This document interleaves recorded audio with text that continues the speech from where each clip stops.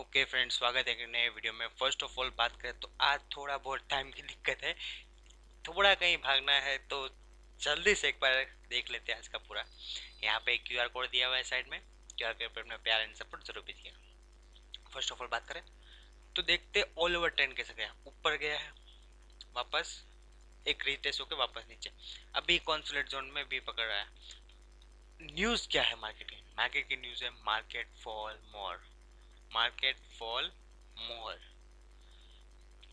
यहाँ पे देखे तो 23 मार्केट का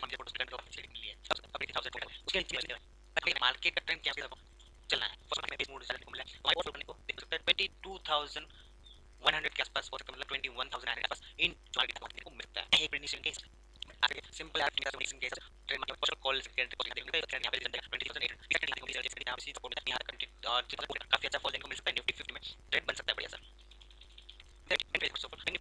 जोन हम मार्केट में टेबल का बहुत सारे खासा मिल सकता है, यूज नहीं हमारे कहीं से बस कर सकते हैं। तो ये स्पाइरल रहता है कोई तो फॉर मुझे किसी का हमारा आपको और ये ऑल रेट नॉर्मली 60 मिनट के हिसाब से ग्रीन कैंडल जो लाइन है हमारी 50 मिनट के हिसाब से रेड हमारी 1 डे के हिसाब से रेजिस्टेंस सपोर्ट बनता हुआ दिख रहा है।